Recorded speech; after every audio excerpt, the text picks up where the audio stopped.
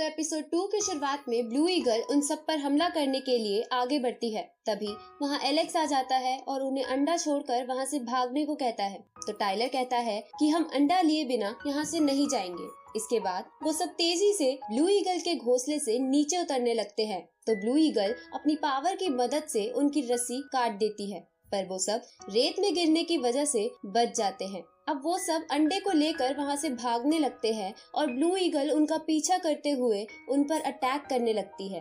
तभी Tyler Alex के कहने पर अंडा उसे पास कर देता है, लेकिन इसकी वजह से वो ब्लू ईगल उसके पीछे पड़ जाती है। तो एलेक्स भागते हुए ब्लू ईगल के ऊपर चढ़ जाता है और उसके पंख पकड़ लेता है। इधर बाकी बच्चे ईगल पर पत्थर फेंकने लगते हैं, तो ब्लू ईगल उन पर हमला करती है, लेकिन एलेक्स उन्हें बचा लेता है। अब वो सब घने जंगलों में भागने लगते हैं। तभी एलेक्स मुक्का मारकर एक पहाड़ में गुफा बना देता है और वो सब उसके अंदर चले जाते हैं। तो वो ब्लू ईगल अंदर आने की कोशिश करती है, लेकिन उसी समय गलती से एलेक्स का हाथ एक पत्थर पर लग जाता है, जिसकी वजह से उस पहाड़ की प्रोटेक्टिंग शील्ड एक्टिवेट हो जाती है जो स्टोन विलेज के पूर्वजों ने बनाई थी। ये देखकर ब्लू ईगल हमला करके उस शील्ड को तोड़ देती है और तेजी से अंदर घुसने की कोशिश करने लगती है। तभी स्टोन विलेज के बड़े लोग वहां आ जाते हैं और उस ब्लू ईगल पर हमला करने लगते हैं। इधर सभी बच्चे शेन के पास जाते हैं, जिन्हें देखकर शेन समझ जाते हैं कि ब्लू ईगल उनके पीछे क्यों पड़ा है।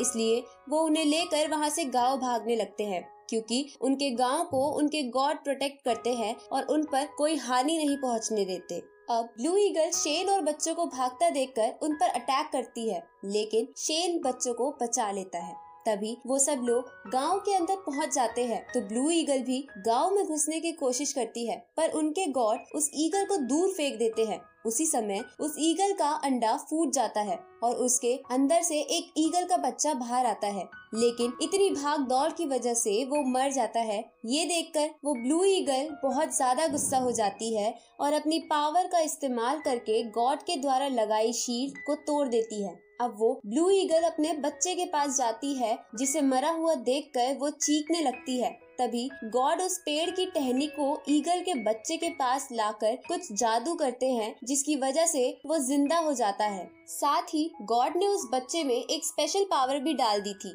अब ये देखकर वो ब्लू ईगल और एलेक्स बहुत ज्यादा खुश हो जाते हैं। फिर एलेक्स उस बच्चे के पास जाकर इन सब के लिए माफी मांगता है। आगे स्टोन विलेज का एक आदमी शेन के पास आकर कहता है कि हमारे पास जो खतरनाक माउंटेन्स है, उनके ट्रैप किसी ने तोड़ दिए हैं। ये सुनकर शेन कहता है कि अब समय आ गया है। इधर हम एक बड़े से लायन टाइप बीस्ट को देखते हैं, जो थोड़ा